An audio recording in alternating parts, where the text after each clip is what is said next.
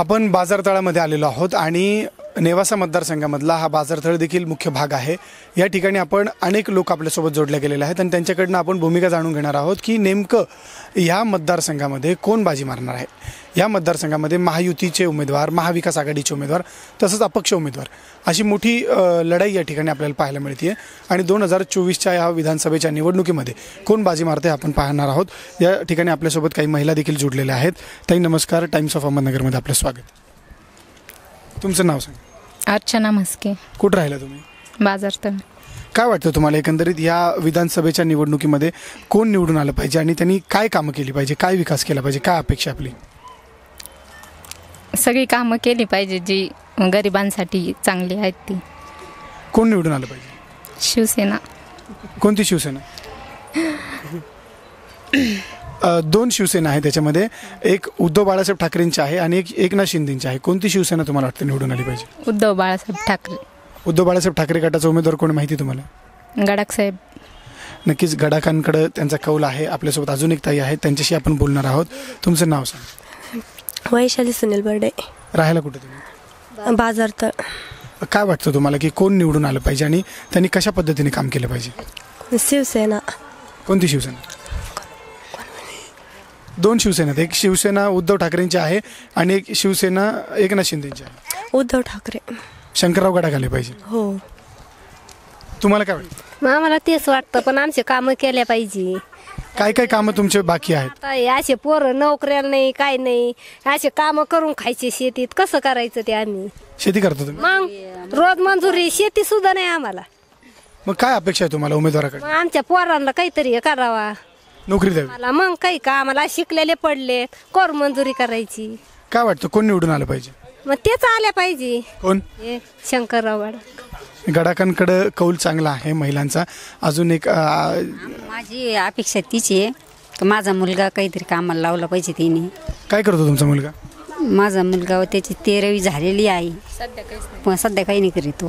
म्हणजे नोकरी नाही आहे, नाही ना, रोजगार उपलब्ध झाला पाहिजे। हा नक्कीच सरकारकडनं लोकांना अपेक्षा आहेत की कुठेतरी रोजगार निर्मिती झाली पाहिजे, रोजगार आला पाहिजे। या ठिकाणी काही पुरुष मंडळी देखील आपल्यासोबत आहेत। तुमचं काय नाव दादा? सुभाष पांडुरंग माळी। सुभाष माळी। काय वाटतं तुम्हाला कोण निवडून आलं पाहिजे मतदारसंघात? का शंकरराव गडाख का?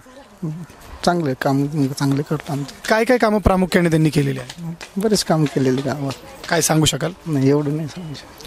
आपल्यासोबत दुसरे देखील अजून एक ग्रहस्थ आहेत। काय वाटतं तुम्हाला, काय कौल काय तुमच्या नेवासा मतदारसंघातला? आम्ही शंकरराव गडाकडेच असतो आम्ही कायम। म्हणजे तुम्ही त्यांचे कार्यकर्ते? हो। म्हणजे पक्षाचे कार्यकर्ते आहेत की त्यांचे कार्यकर्ते? त्यांच्या कारखान्याला ऊस वाहतो आम्ही, त्याच्यामुळं आम्हाला त्यांनाच करावं लागेल की मनापासून करणार? नाही, मनापासूनच करतो ना आम्ही कायम। नक्कीच अजून एक जण आपली प्रतिक्रिया ते देणार। दादा पुढे या तुम्ही। नाव सांगा। भागवत रामभाऊ म्हस्के। रामभाऊ म्हस्के। तुम्हाला काय वाटतं की या मतदारसंघामधनं कोण बाजी मारेल? गडाख साहेब। गडाख साहेबच। तुम्हाला असं वाटत नाही की दुसऱ्या एखाद्याला संधी दिली पाहिजे?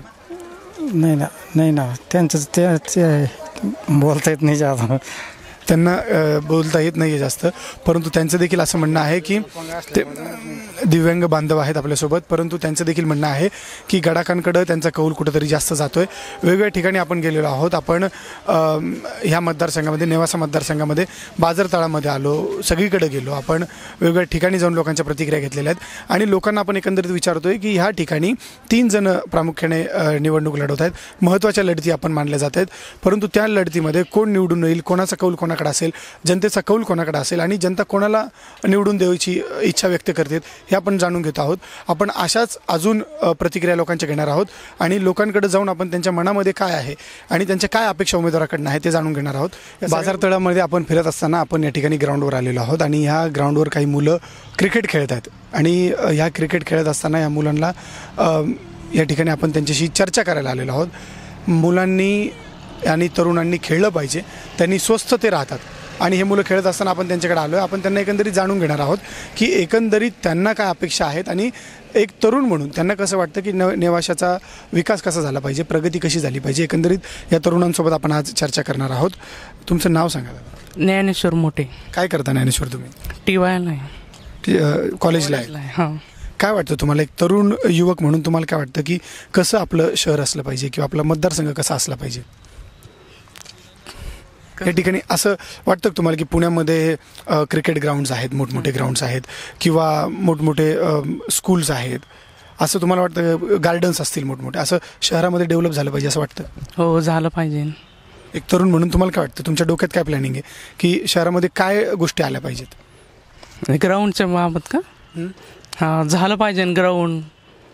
असं ग्राउंड नाही आता सध्याला, नाही का, बाकी शहरात ग्राउंड हां क्रिकेट खेळण्यासाठी. हो, नक्कीच ग्राउंडची एक मोठी समस्या असते, कारण की ग्राउंड हे कशाला गरजेचं असतं, मैदान हे का गरजेचं असतं की मुलांना खेळण्यासाठी तेवढं एक मोठं व्यासपीठ असतं.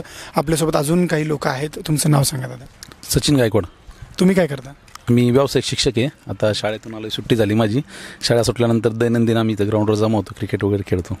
काय वाटतं तुम्हाला, एक शिक्षक आहात तुम्ही, की मुलांनी कुठं कौल दिला पाहिजे मुलांच्या भविष्यासाठी किंवा त्यांच्या पुढच्या योजनेसाठी या शहरामध्ये काय डेव्हलपमेंट असली पाहिजे? तसं डेव्हलपमेंट म्हटलं पाहिजे तर प्रत्येक मुलाचा सर्वांगीण विकास झालाच पाहिजे. शैक्षणिक, त्याचबरोबर बौद्धिक असेल, शारीरिक असेल, सर्व विकास हा मुलांचा गरजेचा असतो. आपण जर बघितलं तर आता मुलं मोबाईलच्या किंवा सोशल मीडियाच्या इतक्या आहारी गेलेले आहेत की ग्राउंड त्यांना नकोसं झालेलं आहे. अक्षरशः पाण्याचा ग्लास जरी घरून घ्यायला सांगितलं तरी आईला किंवा वडिलांना आवाज देतात, आजीला आवाज देतात. म्हणजे जोपर्यंत ते ग्राउंडवर येत नाही, खेळत नाही, तोपर्यंत त्यांचा सर्वांगीण विकास होणार नाही, असं माझं वैयक्तिक होत आहे. तालुक्यामध्ये काय डेव्हलपमेंट झालं पाहिजे, काय वाटतं? आता तालुक्यात तो राजकीय लोकांचा प्रश्न आहे डेव्हलपमेंट करायचा, पण तसं जर विचार केला तर आत्तापर्यंत तालुक्यातील राजकारणी लोक आहेत, भरपूर लोकांनी चांगल्या प्रकारे शैक्षणिक असेल, सामाजिक असेल, चांगल्या प्रकारे विकास केलेला आहे. नक्कीच आपल्यासोबत अजून एक तरुण आहेत. तुम्ही काय करता? सूरज मोठे. मी प्रोसेस ऑपरेटर आहे बांगडीवाला प्लॅन्टमध्ये.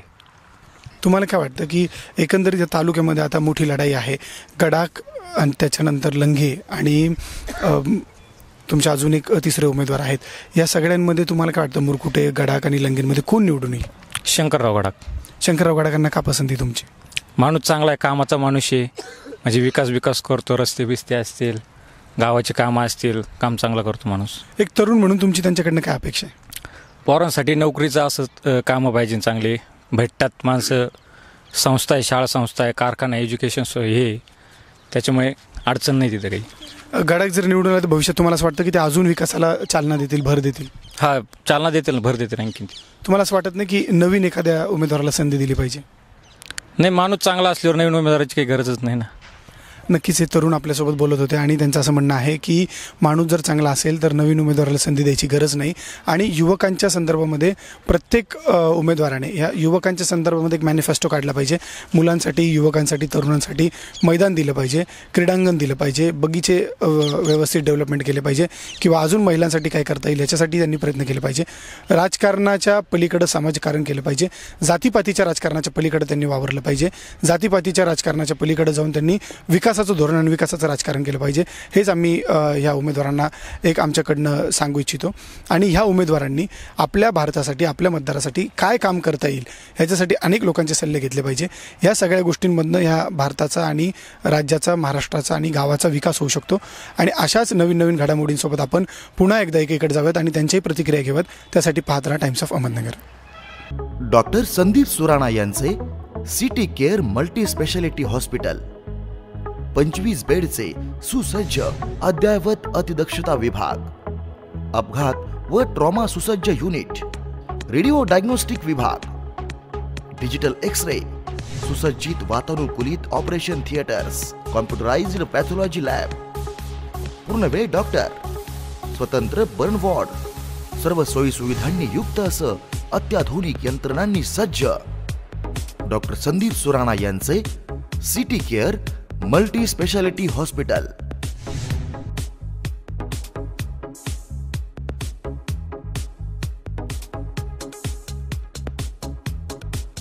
Viraj estate, Tarakpur bus stand समोर, तारकपूर, अहिल्यानगर. Mobile number 80 55 55 41 55.